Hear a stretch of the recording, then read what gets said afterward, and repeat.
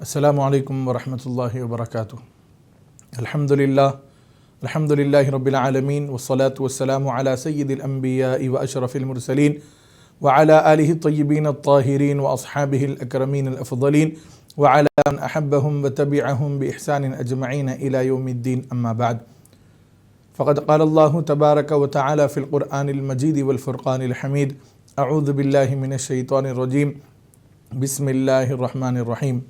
محمد الرسول اللہ والذین معه اشداء علی الکفار رحماء بینہم تراہم رکعا سجدا یبتغون فضلا من اللہ ورضوانا، صدق اللہ العظیم۔ وقال تعالی فی شأن حبیبہ صلی اللہ علیہ وآلہ وسلم اجلالا و اکراما، بسم اللہ الرحمن الرحیم۔ ان اللہ وملائکتہ یصلون علی النبی یا ایہا الذین آمنوا صلوا علیہ وسلموا تسلیما، اللہم صلی علی سیدنا ومولانا محمد وعلی آلہ وصحبہ افضل صلواتک وعدد معلوماتک وبارک وسلم۔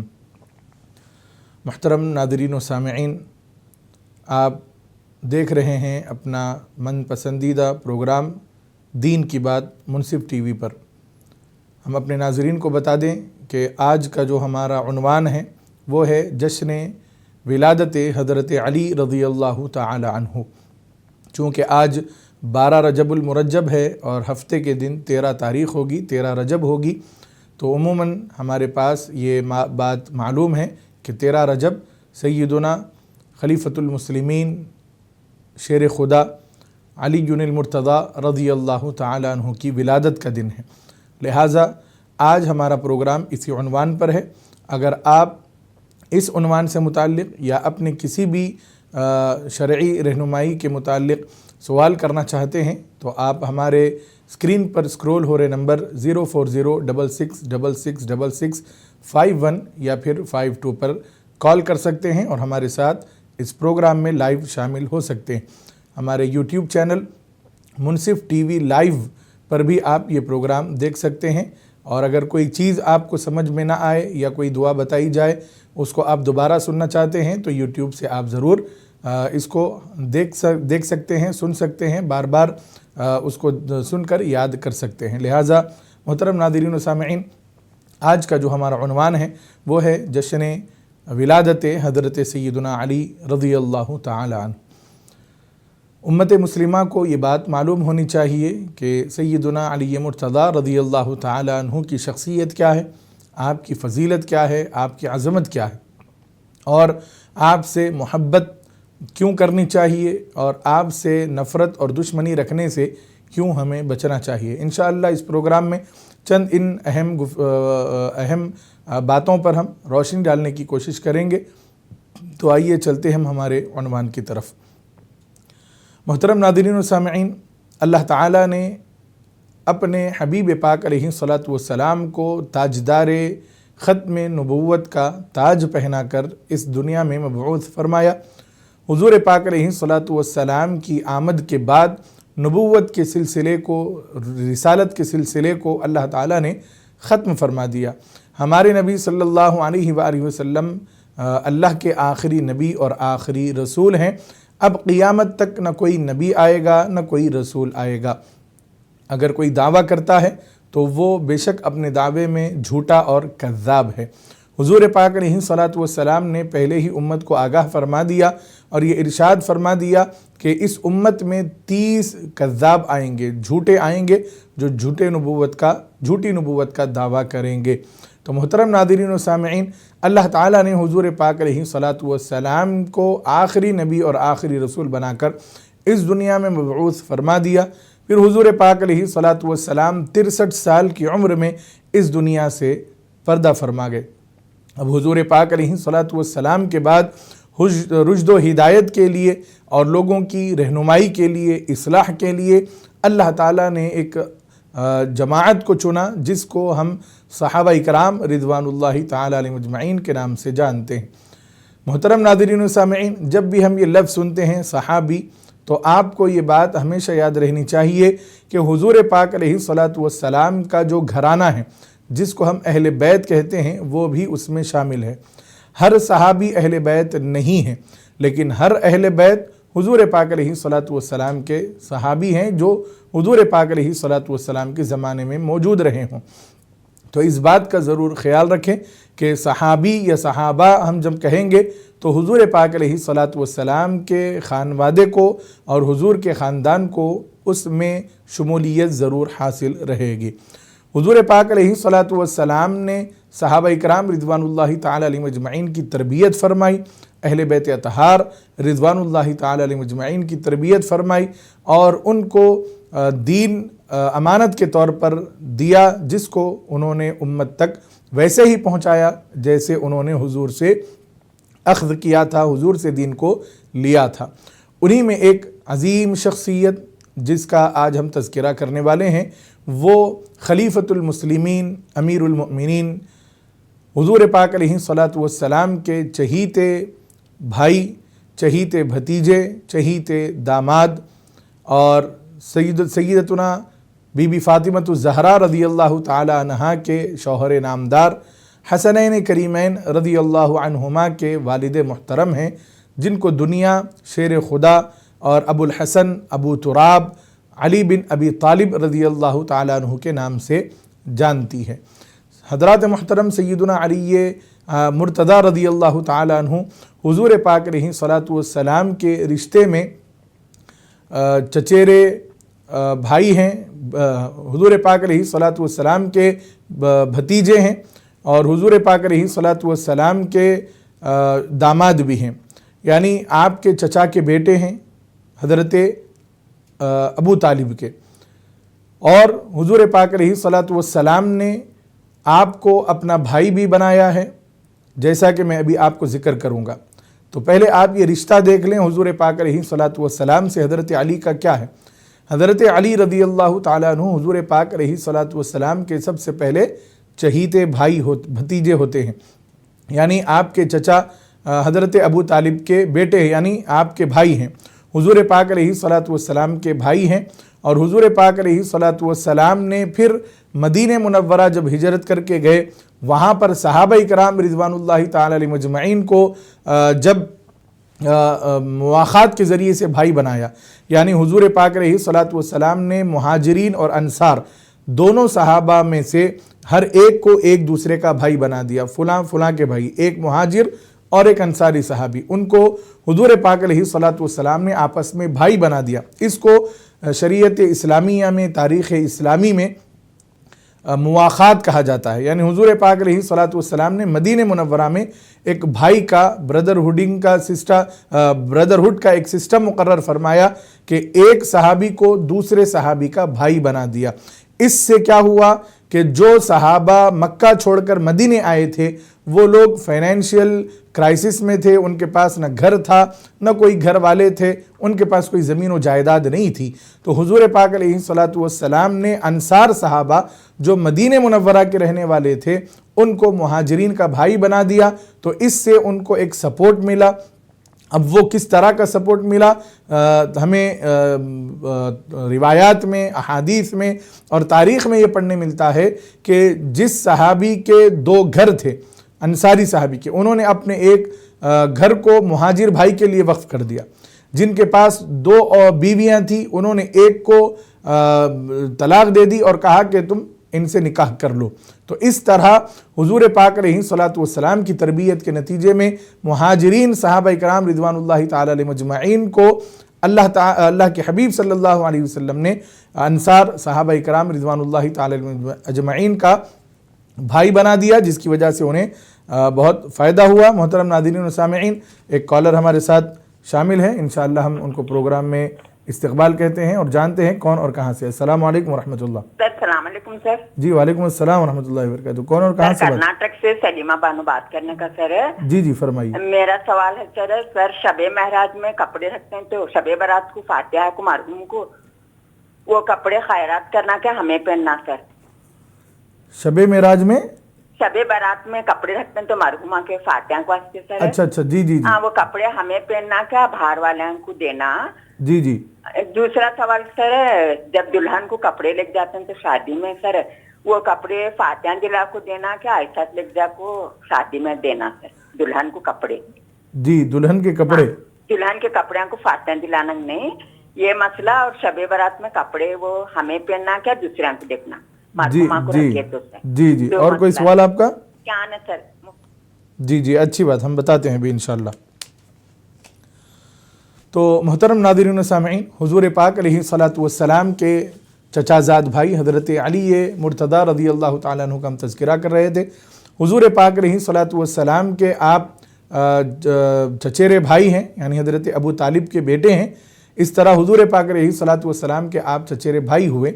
फिर मदीने मुनव्वरा में हुज़ूर पाक अलैहिस्सलातु वस्सलाम ने जब मुहाजिरीन और अंसार सहाबा को एक दूसरे का भाई बना दिया, तो सय्यदुना शेर खुदा अली मुर्तज़ा रज़ी अल्लाह तआला अन्हु को हुज़ूर पाक अलैहिस्सलातु वस्सलाम ने ये फरमाया कि ए अली अंता अखी फ़ी दुनिया वल आखिरा, ए अली तुम दुनिया में भी मेरे भाई हो और आखिरत में भी मेरे भाई हो। एक तो हुज़ूर पाक अलैहिस्सलातु वस्सलाम ने हुज़ूर पाक अलैहिस्सलातु वस्सलाम से आपकी रिश्तेदारी की बुनियाद पर आप भाई थे, लेकिन अब मदीने मुनव्वरा में हुज़ूर पाक अलैहिस्सलातु वस्सलाम ने एक और एजाज़ देते हुए मौला अली को फरमाया कि ए अली तुम दुनिया में भी मेरे भाई हो और आखिरत में भी मेरे भाई रहोगे। हुज़ूर पाक अलैहिस्सलातु वस्सलाम ने उस मुवाख़ात के वक्त हज़रत अली रज़ियल्लाहु ताला अन्हु को अपना एक और मर्तबा मुवाख़ाती भाई मुकर्रर फरमा दिया और ऐलान फरमा दिया। तो इस तरह हुज़ूर पाक अलैहिस्सलातु वस्सलाम से आपकी निस्बत हुई और हज़रत मौला अली रज़ियल्लाहु ताला अन्हु को फिर हुज़ूर पाक अलैहिस्सलातु वस्सलाम ने अपना दामाद भी बनाया। ये कोई आम बात नहीं है और कोई छोटी बात नहीं है, ये बहुत बड़ी बात है। उसकी वजह यह है कि हुज़ूर पाक अलैहिस्सलातु वस्सलाम की शहज़ादी सय्यदतुना फ़ातिमतुज़ ज़हरा रज़ियल्लाहु ताला अन्हा सय्यदुना अली मुर्तज़ा रज़ियल्लाहु ताला अन्हु के निकाह में आ रही हैं। यहाँ पर हम अपने नाज़रीन और सामईन को एक बात ये बता दें कि हुज़ूर पाक अलैहिस्सलातु वस्सलाम की 4 शहज़ादियाँ थीं, हज़रत ज़ैनब, हज़रत रुक़िया, हज़रत उम्मे कुलसूम और हज़रत फ़ातिमा रज़ियल्लाहु ताला अन्हुन्ना अजमईन। हुज़ूर पाक अलैहिस्सलातु वस्सलाम की बड़ी शहज़ादी का निकाह एक और सहाबी से हुआ और उसके बाद हज़रत रुक़ैया रज़ियल्लाहु ताला अन्हा और हज़रत उम्मे कुलसूम रज़ियल्लाहु ताला अन्हा, इन दोनों का निकाह हज़रत उस्मान गनी रज़ियल्लाहु ताला अन्हु से हुआ। पहले हज़रत रुक़ैया से हुआ, उनके विसाल के बाद फिर हुज़ूर पाक अलैहिस्सलातु वस्सलाम ने अपनी एक और शहज़ादी हज़रत उम्मे कुलसूम रज़ियल्लाहु ताला अन्हा भी हज़रत उस्मान गनी रज़ियल्लाहु ताला अन्हु के निकाह में दे दी, अता फरमा दी। और जो सबसे छोटी और सबसे लाडली और सबसे चहीती शहज़ादी थी सय्यदतुना फ़ातिमतुज़ ज़हरा रज़ियल्लाहु ताला अन्हा, वो हुज़ूर पाक अलैहिस्सलातु वस्सलाम ने मौला अली रज़ियल्लाहु ताला अन्हु को अता फरमा दिया। हज़रात मुहतरम सय्यदुना अली मुर्तज़ा रज़ियल्लाहु ताला अन्हु को हुज़ूर पाक अलैहिस्सलातु वस्सलाम ने अपनी शहज़ादी अता फरमाई और हुज़ूर पाक अलैहिस्सलातु वस्सलाम ने अपनी रिश्तेदारी को और मजबूत फरमा दिया। यानी अब तक तो हज़रत अली रज़ियल्लाहु ताला अन्हु हुज़ूर पाक अलैहिस्सलातु वस्सलाम के भाई थे, भतीजे नहीं बल्कि भाई थे, और अब हुज़ूर पाक अलैहिस्सलातु वस्सलाम के दामाद भी बन रहे हैं।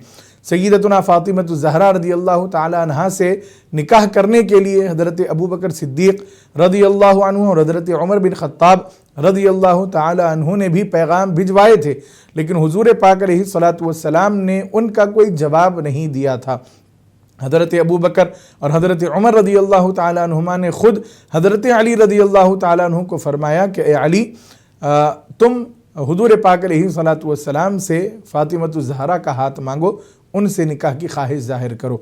तो दोनों के मशवरे पर हज़रत अली मुर्तज़ा रज़ियल्लाहु ताला अन्हु ने हुज़ूर पाक अलैहिस्सलातु वस्सलाम की खिदमत में हाज़िर होकर पैगाम भेजा और अर्ज़ की कि या रसूल अल्लाह सल्लल्लाहु अलैहि वसल्लम, मैं फ़ातिमा से निकाह करना चाहता हूँ। हुज़ूर पाक अलैहिस्सलातु वस्सलाम बहुत खुश हुए और बीबी फ़ातिमतुज़ ज़हरा रज़ियल्लाहु ताला अन्हा से आपने पूछा कि ए फ़ातिमा, तुम्हारे लिए अली का रिश्ता आया है, क्या तुम्हें ये मंजूर है? तो हज़रत फ़ातिमतुज़ ज़हरा रज़ियल्लाहु ताला अन्हा ने हाँ में जवाब इनायत फरमाया। हुज़ूर पाक अलैहिस्सलातु वस्सलाम ने फिर हज़रत अली रज़ियल्लाहु ताला अन्हु से पूछा कि ए अली, मैं तुम्हारा निकाह फ़ातिमा से कर रहा हूँ, लेकिन तुम्हारे पास निकाह के लिए क्या तैयारी है, तुम्हारे पास महर देने के लिए क्या है? तो हज़रत अली بن ابی طالب رضی اللہ تعالیٰ عنہ نے فرمایا، عرض کی یا رسول اللہ صلی اللہ علیہ وسلم، میرے پاس ایک گھوڑا ہے اور ایک زرہ ہے، اس کے سوا میرے پاس کچھ نہیں ہے۔ چونکہ حضرت علی رضی اللہ تعالیٰ عنہ بچپن سے ہی حضور پاک علیہ الصلوۃ والسلام کے پاس رہے ہیں، حضور پاک علیہ الصلوۃ والسلام کی کفالت میں رہے ہیں۔ حضرت ابو طالب جو کثیر العیال تھے، بہت زیادہ ان کو اولاد تھی لیکن غربت بھی تھی، تو حضور پاک علیہ الصلوۃ والسلام نے اپنے چچا حضرت عباس رضی اللہ تعالیٰ عنہ سے مشورہ کیا تھا اور کہا تھا کہ اے چچا عباس، ہم اپنے چچا ابو طالب کی حالت دیکھ رہے ہیں اور وہ بہت قسم پرسی کی حالت میں زندگی گزار رہے ہیں، کیوں نہ ایسا ہو کہ ہم ایک ان کا بیٹا اپنی کفالت میں لے لے۔ تو حضرت عباس رضی اللہ تعالیٰ عنہ نے اس مشورے کو قبول کیا اور حضرت جعفر طیار رضی اللہ تعالیٰ عنہ کو آپ نے کفالت کے لیے حضرت ابو طالب سے لے لیا اور حضور پاک علیہ الصلوۃ والسلام نے مولا علی کا انتخاب فرما لیا۔ تو اس طرح حضور پاک علیہ الصلوۃ والسلام کی تربیت میں آپ بچپن سے ہی رہے ہیں۔ تو حضور پاک علیہ الصلوۃ والسلام نے ان کو شادی کی اور نکاح کی تیاری کا حکم دیا، تو حضرت علی رضی اللہ تعالیٰ عنہ اپنی زرہ بیچنے کے لیے بازار گئے تو راستے میں حضرت عثمان غنی رضی اللہ تعالیٰ عنہ سے ملاقات ہوئی۔ دیکھیے کس طرح محبت ہے صحابہ کرام رضوان اللہ تعالیٰ علیہ مجمعین میں کہ جب حضرت علی رضی اللہ تعالیٰ عنہ زرہ بیچ رہے تھے تو حضرت سیدنا عثمان غنی رضی اللہ تعالیٰ عنہ تشریف لائے اور آپ نے 480 درہم میں اس کو خرید لیا، زرہ کو خرید لیا، اور اس کے بعد سیدنا علی مرتضیٰ رضی اللہ تعالیٰ عنہ تشریف لائے اور حضور پاک علیہ الصلوۃ والسلام کو آپ نے وہ پیسے دے دیے۔ چونکہ کفالت میں تھے، بچپن سے حضور پاک علیہ الصلوۃ والسلام نے ہی پالا تھا، تو آپ نے ساری رقم لا کر حضور پاک علیہ الصلوۃ والسلام کو دے دی۔ تو حضور پاک علیہ الصلوۃ والسلام نے خود آپ کے نکاح کا انتظام فرمایا، خود آپ کے جہیز کا حضور پاک علیہ الصلوۃ والسلام نے انتظام فرمایا۔ یعنی حضور پاک علیہ الصلوۃ والسلام نے اپنی شہزادی کے لیے پلنگ، بستر اور جو بھی چیزیں حضور پاک علیہ الصلوۃ والسلام نے دی اس زمانے میں، یعنی مشکیزہ ہے اور کھجور کی چھالیں بھری ہوئی تکیے ہیں اور بستر ہے، تو حضور پاک علیہ الصلوۃ والسلام نے یہ چیزیں حضرت علی رضی اللہ تعالیٰ عنہ کے پیسوں سے خریدی اور ان کو عنایت فرما دی۔ حضرات محترم، نکاح ہو رہا ہے اور حضور پاک علیہ الصلوۃ والسلام کے صحابی اور داماد سیدنا عثمان غنی رضی اللہ تعالیٰ عنہ تشریف لاتے ہیں حضور پاک علیہ الصلوۃ والسلام کے ایک اور داماد سیدنا علی مرتضیٰ رضی اللہ تعالیٰ عنہ کے پاس، اور جو زرہ انہوں نے خریدی تھی وہ حضرت علی رضی اللہ تعالیٰ عنہ کو گفٹ کر دیتے ہیں اور آپ کو وہ تحفتاً دے دیتے ہیں۔ آپ دیکھیں کہ کس طرح مدد کرنے کا انداز ہے۔ آج ہمارے پاس بھی مدد کی جاتی ہے ہمارے معاشرے میں، لیکن 4 جگہ اس کا ڈھنڈورا پیٹا جاتا ہے اور احسان جتایا جاتا ہے کہ میں نے ان کی مدد کی ہے، فلاں کی مدد کی ہے، اتنے کی مدد کی ہے، اتنے کی مدد کی ہے۔ یہاں پر سیدنا عثمان غنی رضی اللہ تعالیٰ عنہ نے آپ کی شادی کے انتظام کے لیے زرہ مہنگی خریدی، 480 درہم میں آپ نے وہ خریدی، پھر اس کے بعد خرید کر اپنے پاس رکھنے کے بجائے مولا علی رضی اللہ تعالیٰ عنہ کو تحفتاً عنایت فرما دی۔ حضرات محترم، زرہ کیا ہوتا ہے؟ یہ زرہ ایک جنگی لباس ہے جو لوہے کا ہوتا ہے، جو ہم پہنتے ہیں تاکہ کوئی تیر اور تلوار ہمیں نہ لگ سکے، یہ ہم سینے پر پہنتے ہیں۔ تو حضرات محترم، اس زرہ کی بہت ہی اہمیت ہوتی ہے جنگ کے میدان میں۔ تو حضرت عثمان غنی رضی اللہ تعالیٰ عنہ نے وہ زرہ خریدی بھی، پھر اسی زرہ کو حضرت علی کو واپس بھی کر دیا تحفتاً، یہ میری طرف سے شادی کا تحفہ ہے کہہ کر۔ تو حضرت علی رضی اللہ تعالیٰ عنہ خوش ہو گئے اور اس طرح آپ کی نکاح کا انتظام ہوا۔ حضرات محترم، ایک اور کالر ہمارے ساتھ شامل ہے، انشاءاللہ ہم ان کو بھی استقبال کرتے ہیں اور جانتے ہیں کہ وہ کیا پوچھنا چاہتے ہیں۔ السلام علیکم۔ وعلیکم السلام ورحمۃ اللہ تعالی وبرکاتہ۔ السلام علیکم ورحمۃ اللہ۔ وعلیکم السلام ورحمۃ اللہ وبرکاتہ۔ جی، کون اور کہاں سے بات کر رہے ہیں؟ آپ لوگ خیریت سے ہیں؟ جی جی الحمدللہ، اللہ اور اس کے رسول کا فضل ہے، آپ خیریت سے ہیں؟ اللہ کا شکر ہے، آپ لوگ کا ہی دعا، اللہ تعالیٰ آپ لوگ کو سلامت رکھے، آمین۔ آپ کو بھی دین کا بات سیکھتے رہیں، آمین۔ اللہ تعالیٰ آپ کو ہمیشہ سلامت رکھے، آباد رکھے، اللہ تعالیٰ آپ کو دنیا اور آخرت دونوں میں کامیابی عطا فرمائے۔ آمین آمین، یہ ساری دعائیں آپ کے بھی حق میں قبول ہوں۔ آمین اللہم آمین۔ مفتی صاحب میرے 3 سوال ہیں۔ جی پہلا سوال یہ ہے کہ جس دن کا ملتا ہے اس دن ہم اوابین کا نماز پڑھ لیتے ہیں جی اور اشراق کا بھی پڑھ لیتے ہیں، عشاء کا بھی پڑھ لیتے ہیں۔ اگر کبھی زیادہ کوئی کام پڑ جاتا ہے تو پھر نہیں پڑھ پاتے ہیں، تو اس میں ہم کوئی گناہ تو نہیں ہوگا مفتی صاحب؟ اور دوسرا سوال یہ ہے، پہلا سوال آپ کا پھر ایک بار دہرائیے۔ مفتی صاحب جیسے جس دن ٹائم مل جاتا ہے اس دن اشراق کا عشاء کا نماز پڑھ لیتی ہیں، اشراق اور چاش کی نماز پڑھتے ہیں؟ جی جی جس دن اگر زیادہ ضروری کام پڑ جاتے ہیں اس دن نہیں پڑھ پاتے، تو اس جی ایسے میں مطلب کوئی کبھی تاخیر ہو جاتے ہیں، وہ بھی ادھر ہونے لگے مفتی صاحب، ادھر زیادہ تھوڑا الجھن ہو گئے۔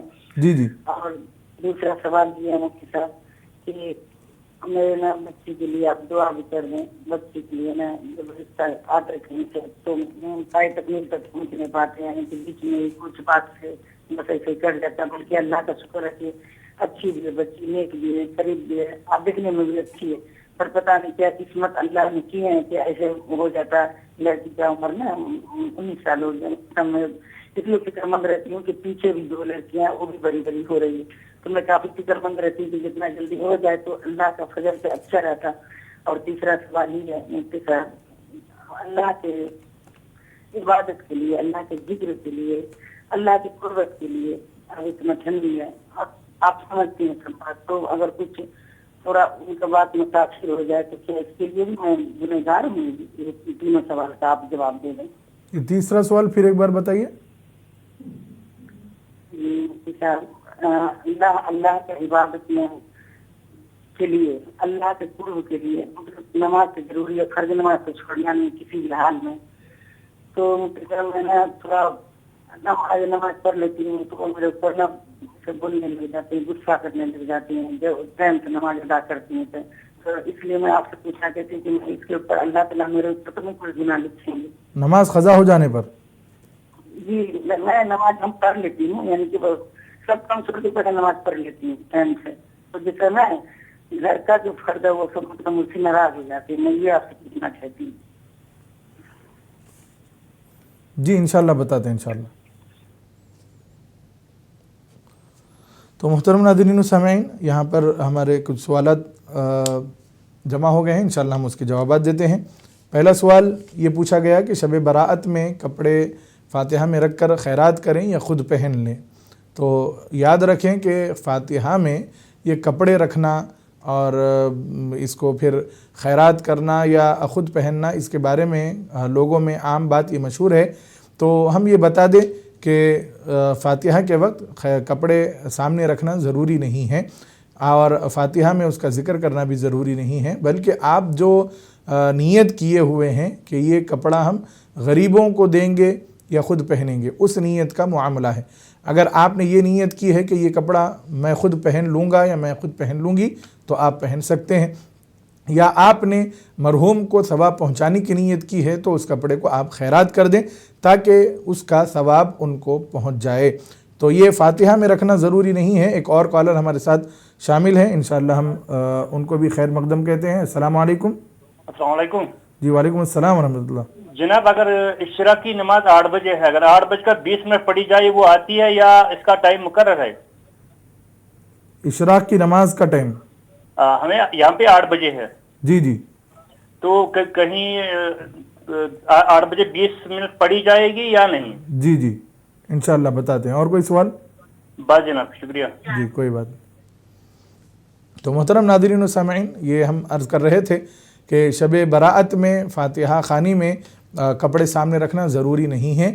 اگر آپ مرحوم کو اس کا ثواب پہنچانا چاہتے ہیں تو ضرور اس کو خیرات کر دیں اور اس کا ثواب مرحوم کو ایصال کر دیں۔ اللہ تعالیٰ ضرور اس کی برکت سے، اس فاتحہ خوانی کی برکت سے، اور جو آپ نے کپڑے خیرات کیے ہیں اس کی ثواب کی برکت سے آپ کے مرحوم کو اللہ تعالیٰ بہترین جزا عطا فرمائے گا، ثواب بھی عطا فرمائے گا۔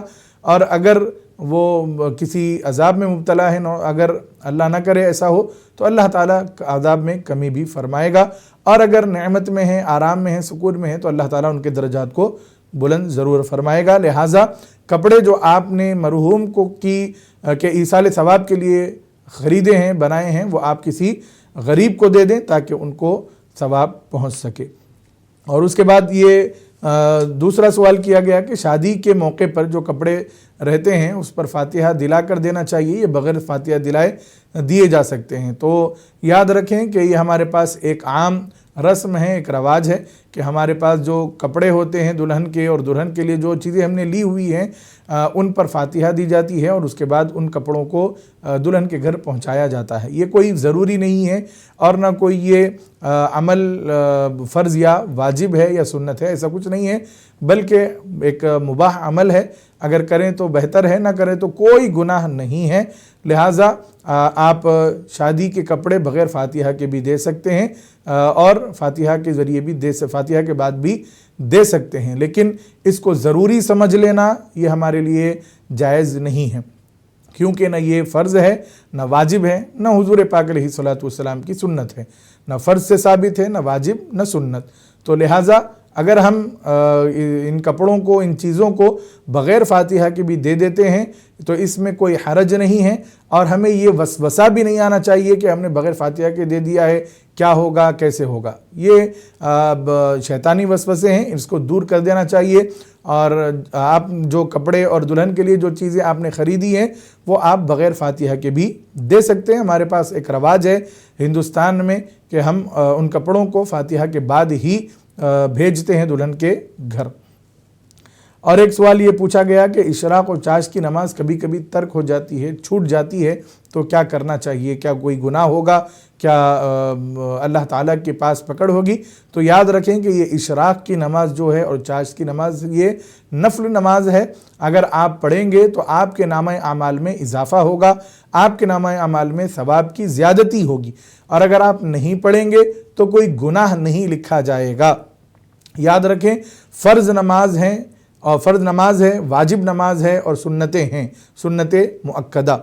अगर हम ये छोड़ देते हैं तो हमको गुनाह होगा, हमारे नामे आमाल में गुनाह लिखा जाएगा। लेकिन जो नफल नमाजें होती है अगर हम उसको छोड़ देते हैं तो हमें कोई गुनाह नहीं होता है। उसको पढ़ते हैं तो सवाब है और अगर नहीं पढ़ रहे हैं तो कोई गुनाह नहीं है। तो नफिल जितनी भी नमाजें हैं, चाहे तहज्जुद की हो, चाहे इशराक की हो, चाहे चाश्त की हो, अव्वाबीन की हो, जो भी नफल नमाजें हैं अगर वो हमसे छूट जाती हैं या हम जानबूझकर भी उसको छोड़ देते हैं तो उस पर गुनाह नहीं है।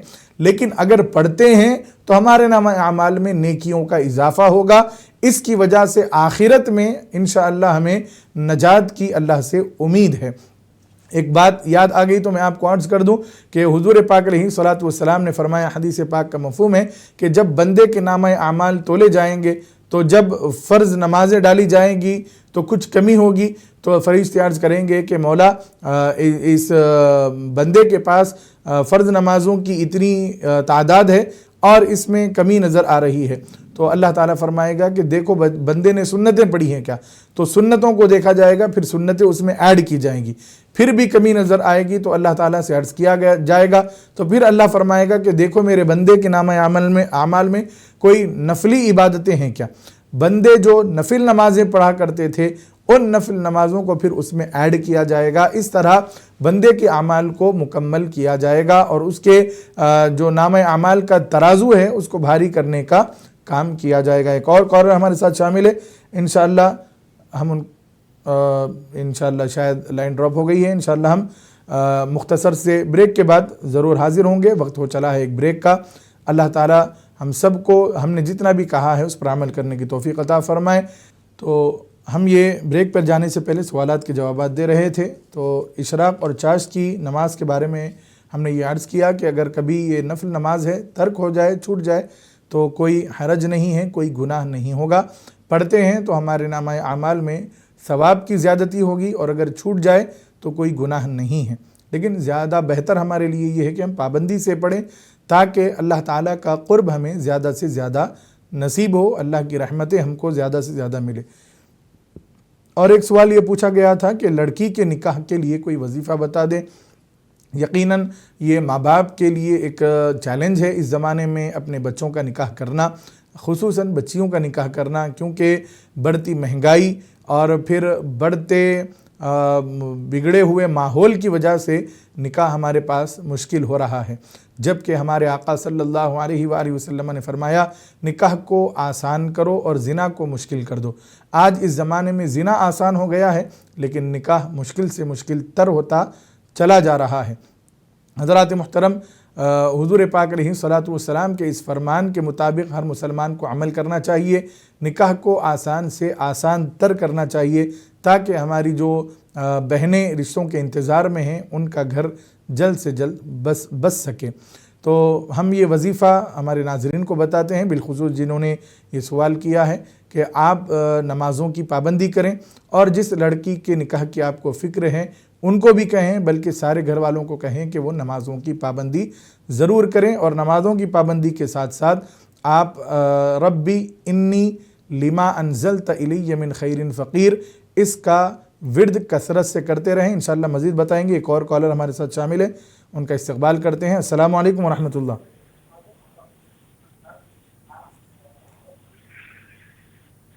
السلام علیکم ورحمۃ اللہ۔ وعلیکم السلام جی، کون اور کہاں سے بات کر رہے ہیں؟ جی میں نے ابھی بتایا نا، محمد حافظ بات کر رہا ہوں جیور سے۔ جی جی فرمائیے۔ مجھے معلوم کرنا تھا کہ نماز میں رکوع میں سبحان ربی الاعلیٰ پڑھتے ہیں آپ، سجدے میں سبحانک اللہم ربنا و بحمدک اللہم اغفر لی پڑھ سکتے ہیں؟ صحیح الگ الگ ہے نا؟ نماز میں رکوع میں سبحان ربی الاعلیٰ پڑھتے ہیں آپ؟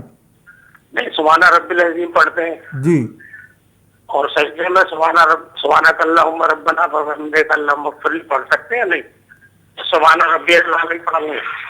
سبحان ربی الاعلیٰ کے بجائے اب اور کوئی اور دعا پڑھنا چاہتے ہیں آپ؟ ہاں جی، اگر پڑھ لیں تو۔ جی جی، اگر پڑھ لیں تو ہاں جی انشاءاللہ بتاتے ہیں۔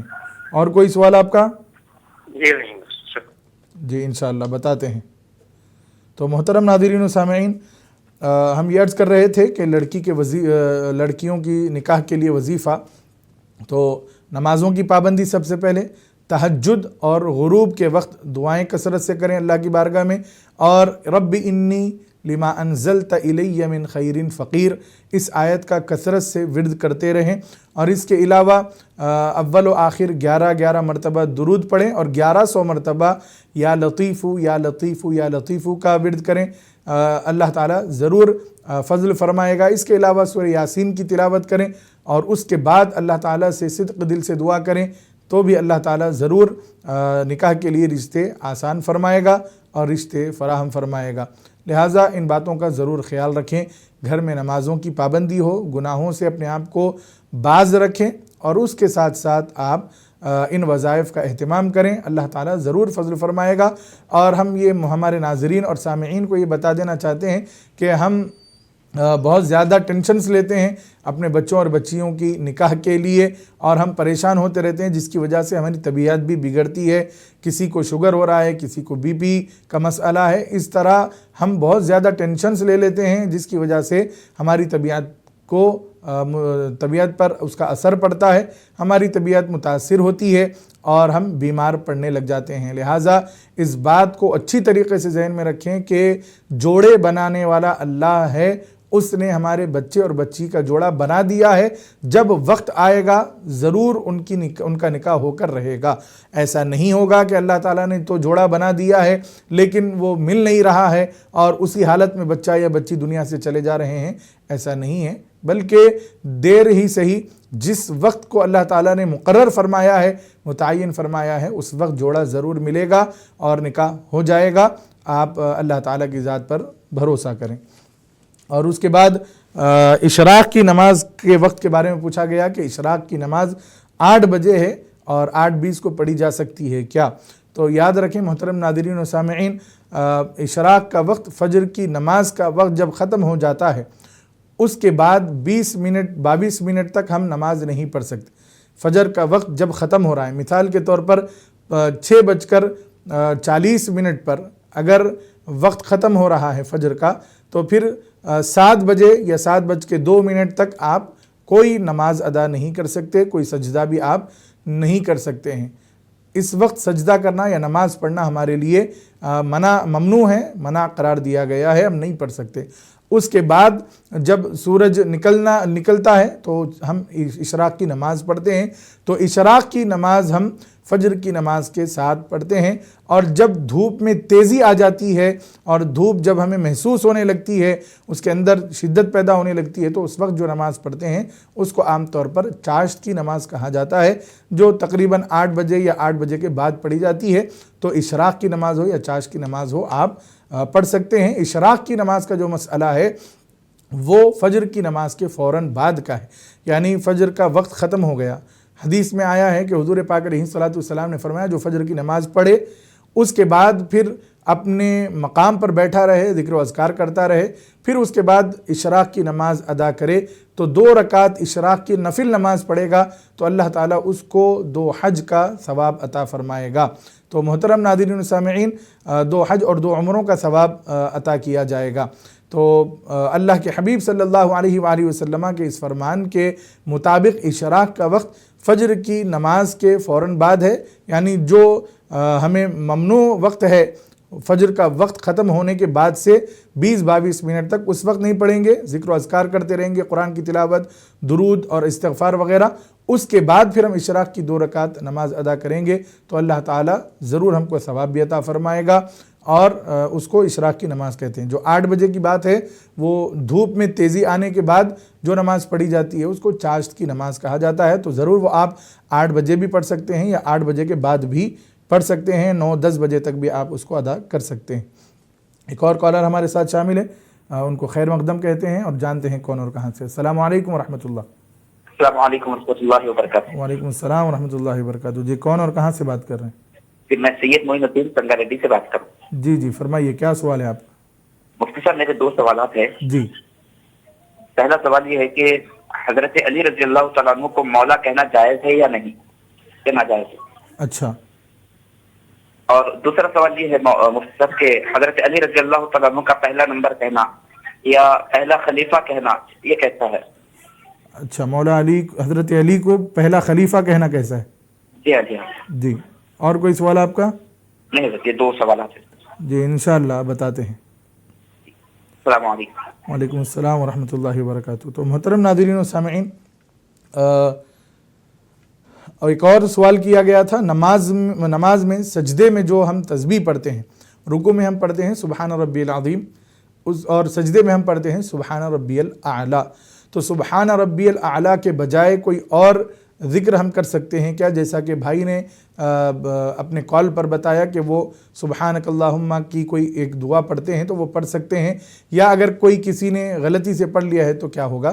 تو یاد رکھیں کہ سبحان ربی الاعلیٰ یہ تسبیح ہے اور یہ پڑھنا بہتر ہے. اگر اس کے علاوہ آپ کوئی اور تسبیح زبان سے ادا کر دیتے ہیں تو اس میں کوئی حرج نہیں ہے، کوئی اور دعا پڑھ دیتے ہیں تو کوئی حرج نہیں ہے.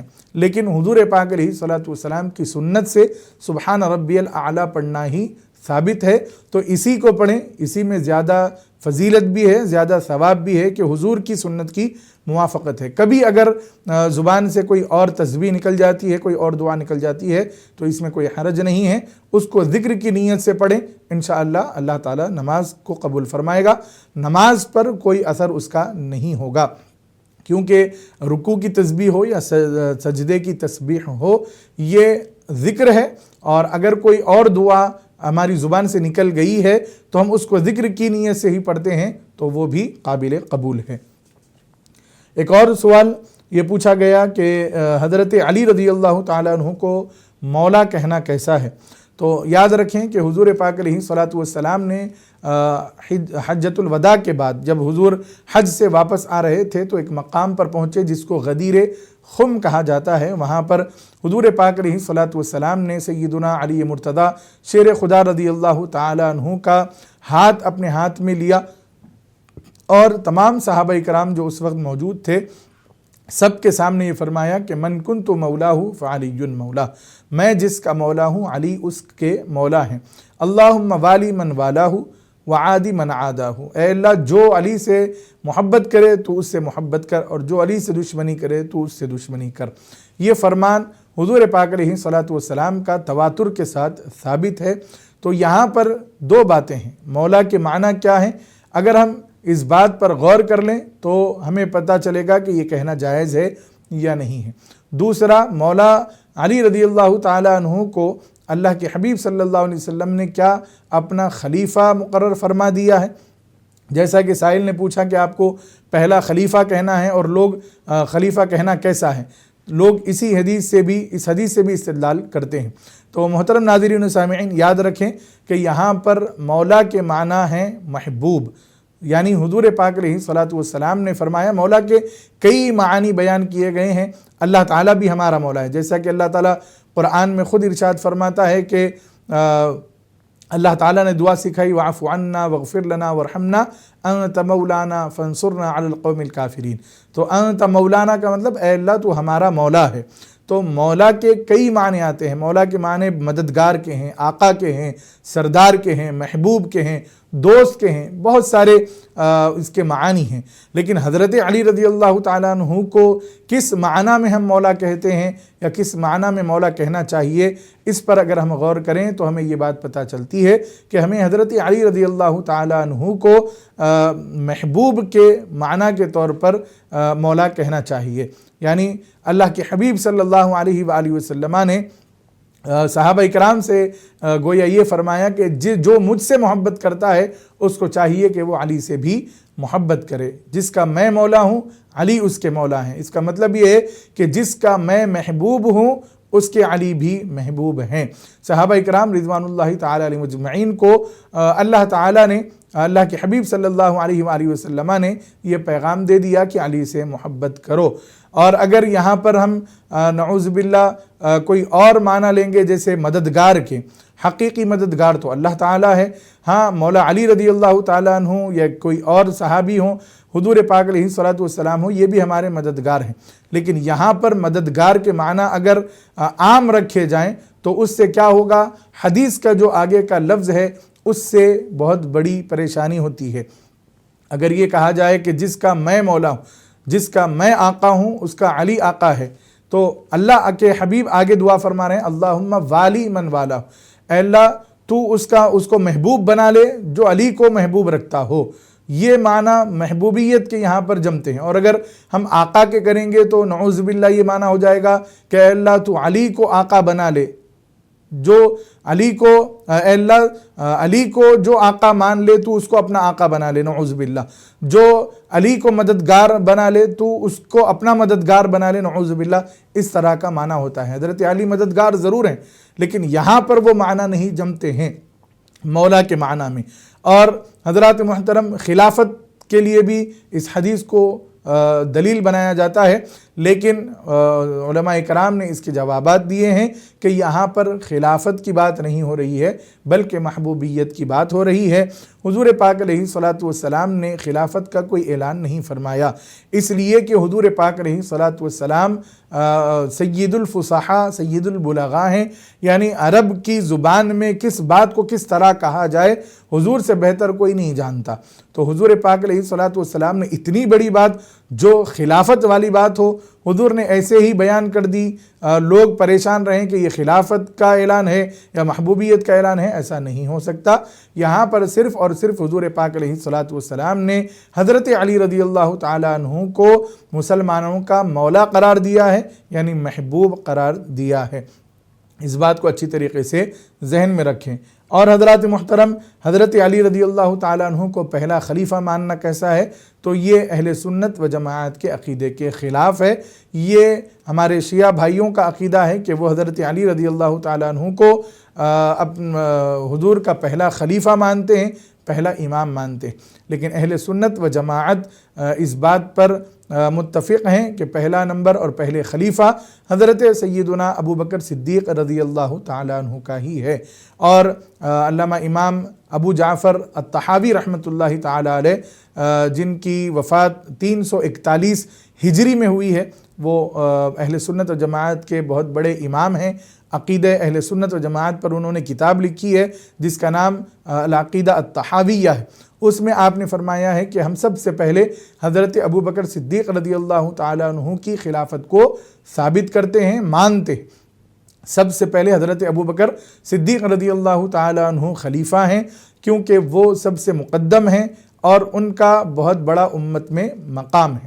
اس کے بعد خلافت حضرت عمر کے لیے ہے، پھر حضرت عثمان کے لیے ہے، اس کے بعد حضرت علی رضی اللہ تعالی عنہم اجمعین کے لیے ہیں۔ تو اہل سنت و جماعت کے پاس خلفائے راشدین کی ترتیب ہے، سب سے پہلے خلیفہ اور سب سے پہلا نمبر حضرت ابوبکر صدیق رضی اللہ عنہ کا ہے، اس کے بعد حضرت عمر بن خطاب رضی اللہ عنہ کا ہے، پھر اس کے بعد حضرت عثمان غنی رضی اللہ تعالیٰ عنہ کا ہے، اس کے بعد حضرت علی مرتضیٰ رضی اللہ تعالیٰ عنہ کا ہے۔ تو محترم ناظرین و سامعین، اس عقیدے کو اچھی طریقے سے اپنے ذہن و فکر میں راسخ کر لیں، مضبوطی سے اپنے دل میں اس کو بٹھا لیں کہ حضرت علی رضی اللہ تعالیٰ عنہ پہلے خلیفہ نہیں ہیں بلکہ چوتھے خلیفہ ہیں، اور اس میں کوئی نعوذ باللہ عیب کی بات نہیں ہے، کوئی آپ کی شان گھٹانے کی بات نہیں ہے، بلکہ یہ امت میں شروع سے خلافت کی ترتیب چلی آ رہی ہے۔ سب سے پہلے خلیفہ حضرت ابوبکر، اس کے بعد دوسرے خلیفہ حضرت عمر، تیسرے خلیفہ حضرت عثمان، اور چوتھے خلیفہ حضرت علی رضی اللہ تعالی عنہ۔ اگر کوئی حضرت علی رضی اللہ تعالی عنہ کو تمام صحابہ اکرام پر فضیلت دیتا ہے تو وہ اہل سنت و جماعت کے منہج سے ہٹا ہوا ہے۔ ایسے لوگوں سے احتراز کرنا، ان سے بچنا ہمارے ایمان کی سلامتی کا ضامن ہے۔ تو محترم ناظرین و سامعین، آج کا جو ہمارا ٹاپک ہے وہ ہے حضرت علی رضی اللہ تعالیٰ عنہ کی ولادت۔ تو سیدنا علی مرتضیٰ رضی اللہ تعالیٰ عنہ کی ہم شادی کا ذکر کر رہے تھے کہ حضور پاک علیہ الصلوۃ والسلام نے آپ کو خود آپ کے پیسوں سے ہی نکاح کا انتظام کرنے کا مشورہ عنایت فرمایا، اس کی ترتیب بتائی، اور حضرت علی رضی اللہ تعالیٰ عنہ نے اس دور میں اپنا نکاح آسانی کے ساتھ اس طرح انجام دیا ہے۔ اپنی زرہ کو بیچی اور وہ جو پیسے آئے تھے اس سے آپ نے اپنے نکاح کا انتظام کیا۔ جو پیسے بچ گئے تھے حضور پاک علیہ الصلوۃ والسلام نے فرمایا کہ اب تم اس میں ولیمہ کرو۔ تو سیدنا علی مرتضیٰ رضی اللہ تعالیٰ عنہ نے انہی بچے ہوئے پیسوں سے پھر آپ نے ولیمے کا انتظام فرمایا، اور اس دور میں آپ نے جو کھانے کا اہتمام فرمایا ہے وہ اس زمانے کے لحاظ سے پرتکلف دعوت کہلاتی ہے۔ یعنی آج جس طرح ہمارے پاس قسم قسم کے کھانے دستروں پر نظر آتے ہیں تو ہم یہ سمجھتے ہیں کہ یہ ہمارے پاس ہی ہے، ایسا نہیں ہے، بلکہ سیدنا علی مرتضیٰ رضی اللہ تعالیٰ عنہ نے اپنے زمانے میں، حضور کے زمانے میں، ایک پرتکلف دعوت اس لحاظ سے، اس دور میں جس کو پرتکلف کہا جاتا تھا، ویسی دعوت آپ نے اپنے ولیمے کی فرمائی ہے۔ تو محترم ناظرین و سامعین، سیدنا علی مرتضیٰ رضی اللہ تعالیٰ عنہ کا نکاح اس طرح انجام پایا، اور ایک روایت میں یہاں تک آیا ہے کہ جب حضرت علی رضی اللہ تعالیٰ عنہ نے نکاح کا پیغام لایا تو حضور پاک علیہ الصلوۃ والسلام کی بارگاہ میں حضرت جبریل امین علیہ السلام حاضر ہوئے اور عرض کی کہ یا رسول اللہ صلی اللہ علیہ وسلم،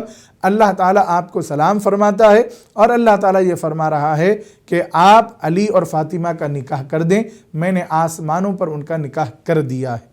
سبحان اللہ، دیکھیں آپ، بی بی فاطمہ الزہرا رضی اللہ تعالی عنہ کا نکاح آسمانوں پر پہلے ہوا، اس کے بعد دنیا میں حضور پاک علیہ الصلوۃ والسلام نے آپ کے نکاح کو انجام دیا۔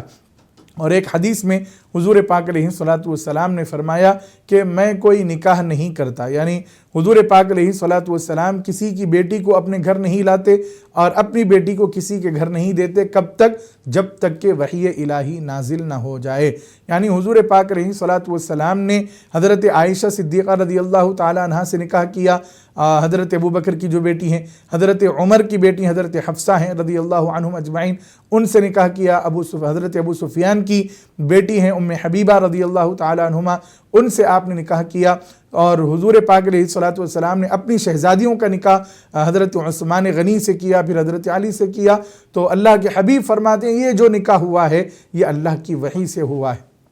تو محترم ناظرین و سامعین، یہ ہمارے لیے باعث فخر کی بات ہے کہ حضور پاک علیہ الصلوۃ والسلام کی جو ازواج مطہرات ہیں، جن کو ہم ام المؤمنین کہتے ہیں، یہ اللہ کی مرضی سے حضور کے نکاح میں آئی ہیں، اور جو حضور کی شہزادیاں ہیں جن کا نکاح ہوا ہے حضرت عثمان غنی سے اور حضرت علی سے، ان کی نکاح میں بھی یہ اللہ تعالیٰ کی مرضی شامل حال ہے۔ ایک کالر ہمارے ساتھ شامل ہے، ہم ان کو خیر مقدم کہتے ہیں۔ تو محترم ناظرین و سامعین، شاید لائن ڈراپ ہو گئی ہے، انشاءاللہ ہم یہ مختصر سا وقت ہے، اس مختصر وقت میں ہم حضرت علی رضی اللہ تعالیٰ عنہ کے تمام فضائل مناقب بیان نہیں کیے ہیں اور نہ کر پائیں گے، اس کے لیے ایک طویل وقت مطلوب ہوتا ہے، لیکن ہمارے لیے مجبوری ہے، ہمیں یہیں پر پروگرام کو وائنڈ اپ کرنا ہے، مکمل کرنا ہے۔ لیکن ایک بات عرض کر کے اپنی گفتگو کو ختم کرتا ہوں، حضرت علی رضی اللہ تعالیٰ عنہ سے محبت کرنا یہ ہمارے ایمان کی علامت ہے، ایمان کا حصہ ہے۔ خود حضرت علی رضی اللہ تعالیٰ عنہ نے بیان فرمایا ہے، صحیح مسلم شریف کی حدیث پاک ہے، قسم کھا کر کہ مجھے اللہ کی قسم ہے جس نے دانے کو پھاڑ کر اس کو درخت بنایا اور ہر ذی روح کو اللہ تعالیٰ نے وجود بخشا، حضور پاک علیہ الصلاۃ والسلام نے مجھے یہ خوشخبری عطا فرمائی ہے اور مجھے یہ بات بیان فرمائی ہے۔ خود حضرت علی فرما رہے ہیں کہ حضور نے مجھے یہ بیان فرمایا ہے کہ علی تجھ سے محبت صرف اور صرف مومن کرے گا اور تجھ سے نفرت صرف اور صرف منافق ہی کرے گا۔ تو مولا علی سے محبت کرنا یہ ایمان کا حصہ بن گیا۔ جو مومن ہوگا، جو مسلمان ہوگا وہ حضرت علی سے محبت کرے گا، اور جو منافق ہوگا وہی حضرت علی سے نفرت کرے گا۔ اللہ تعالی ہمیں حضرت علی رضی اللہ تعالیٰ عنہ کی سچی محبت اور افراط و تفرید سے پاک محبت نصیب فرمائے، اور منافقت سے اور منافقوں سے اللہ تعالی ہمارے ایمان کی حفاظت فرمائے۔ خود حضرت علی رضی اللہ تعالیٰ عنہ نے فرمایا کہ میری وجہ سے دو لوگ جہنم میں جائیں گے، ایک مجھ سے زیادہ محبت میں غلو کرنے والا اور مجھ سے نفرت میں غلو کرنے والا۔ بہت زیادہ محبت میں چلے گئے تب بھی ہم سے ایسی باتیں سرزد ہو جاتی ہیں جو شریعت کے خلاف ہیں، بہت زیادہ بغض اور نفرت میں چلے گئے تب بھی یہ ہمارے لیے وبال جان ہے۔ تو حضرت علی نے فرمایا جو مجھ سے غلو کی حد تک محبت کرے گا اور غلو کی حد تک نفرت کرے گا، دونوں بھی جہنم میں ہیں۔ لہٰذا ہمیں اعتدال میں رہنا چاہیے، جو مسلک اہل سنت و جماعت ہے اس پر ہمیں گامزن رہنا چاہیے، اور ایسے علماء کو ہمیں سننا چاہیے جو اعتدال کے ساتھ حضرت علی رضی اللہ تعالیٰ عنہ کے فضائل و مناقب بیان کرتے ہیں۔ انشاءاللہ پھر کبھی موقع ملا تو ضرور اس عنوان پر گفتگو کی جائے گی۔ اللہ تعالیٰ سے دعا ہے کہ اللہ تعالیٰ سیدنا علی مرتضیٰ رضی اللہ تعالیٰ عنہ کی کامل محبت اور پیروی ہمیں نصیب فرمائے اور نفاق سے ہماری حفاظت فرمائے۔ اپنے میزبان کو دیجیے اجازت، انشاءاللہ ملاقات کریں گے اگلے پروگرام میں۔ السلام علیکم ورحمۃ اللہ وبرکاتہ، وصلی اللہ تعالی وسلم علی خیر خلقہ سیدنا محمد وعلی آلہ وصحبہ اجمعین، والحمد للہ رب العالمین۔